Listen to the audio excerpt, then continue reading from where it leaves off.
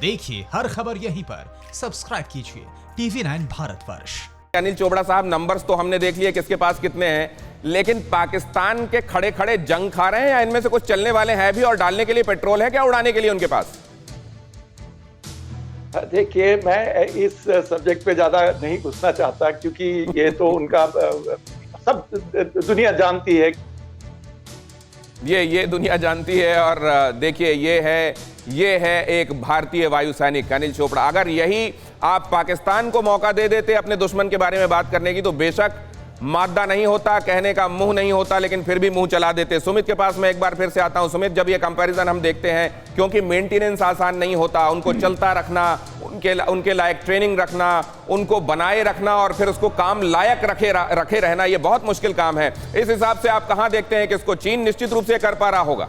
देखिए, सबसे ज़्यादा दिक्कत आती है दिनेश उनके ऑपरेशनलाइज होने के लिए। कोई भी स्क्वाड्रन आपके पास हो, कोई विमान हो, उसमें से कितने % आपके पास ऑपरेशनलाइज हैं तुरंत, ये सबसे महत्वपूर्ण होता है। और मैं एक छोटा सा कंपैरिजन हो सकता है कि मैं कहीं गलत भी हूं, लेकिन अगर जहां तक मेरी जानकारी कहती है कि सुखोई के साथ ये है कि 50 to 60% उसके ऑपरेशनलाइज रहते हैं। तो और लेकिन जब रफेल आएंगे तो ये हमारे क्लॉज में साफ तौर पर मेंशन है कि 70 to 75% हमें हमेशा ऑपरेशनलाइज चाहिए। तो ये कुछ चीज़ें होती हैं जो आपकी एयर डोमिनेंस को या फिर एयर पावर को बढ़ाती हैं। और इसके अलावा आपके कितना टेक्निकल स्टाफ उसको लेकर की जानकारी रखता है, प्रशिक्षित है, उसमें ट्रेंड है, आपके पायलट्स कितने ज्यादा ट्रेन है, ये कई चीजें होती हैं जिसमें लंबा वक्त लगता है। सुमित, मैं आपसे ये भी जानना चाहूंगा कि जब ये रफेल हिंदुस्तान आ रहा था तो फ्रांस ने साथ में एक ट्वीट करके बताया कि आइए साथ में आसमान छुएं, इसके मायने क्या थे। लेकिन उससे पहले एक बड़ी खबर मैं बता दूं अपने दर्शकों को।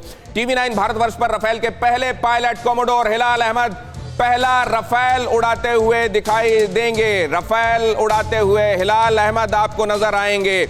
ये है हिंदुस्तान जहां कोमोडोर हिलाल अहमद भारत के लिए पहला रफेल लेकर आएंगे।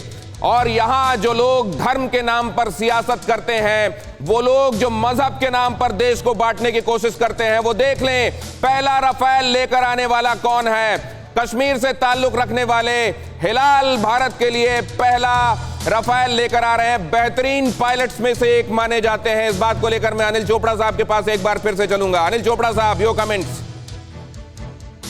देखिए, हिलाल अहमद ने नंबर 1 स्क्वाड्रन मिराज 2000 कमांड की थी। एयर अटैचे हैं हमारे वहां पे फ्रांस के अंदर। और मेरे साथ मेरी स्क्वाड्रन के अंदर एक यंग पायलट होते थे एक जमाने के अंदर, एक आउटस्टैंडिंग पायलट हैं, कश्मीर के रहने वाले हैं और मेरे और उसके पर्सनल बहुत ताल्लुकात हैं।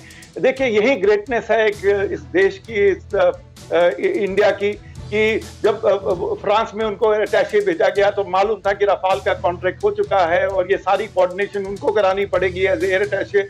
और वो ग्वालियर एयर बेस के कमांडर रह चुके थे और उस बैकग्राउंड के साथ उनको। और सर, कमाल की बात तो ये है कि अब जबकि हमारे पास हम अभिनंदन को देखते हैं कि बाइसन मिग से जाकर और वो F-16 को उड़ा देते हैं, और तब जबकि हमारे पास रफेल आने वाला है। मैं इस पर खास तौर से कमेंट चाहूंगा विनोद नेब साहब का। विनोद नेब साहब, हम तो लाठी से बंदूक का मुकाबला करना जानते हैं और अब तो हमारे पास तोप आ रही है। इस जहाज में मेरे हिसाब से बंदूक की ज़रूरत ही नहीं पड़ेगी। और बाकी जो कोई इसके अंदर इतनी क्षमता है, सबसे पहले बात तो आपका देश को जानना चाहिए, हमारे देश को, कि 75% सर्विसिबिलिटी जो गारंटीड की गई है, इसका मतलब ये है कि एक जहाज़ जो है दिन 24 घंटे के अंदर 5 सॉर्टियाँ कर सकता है। 5 सॉर्टियाँ कर सकता है, उसमें 75% सर्विस है, तो 4 जहाज़ पूरे सर्विसेबल मिलेंगे गिराने के लिए। 4 का मतलब हुआ 40,000 एक सॉर्टी में टन इतना बम गिराया जाएगा।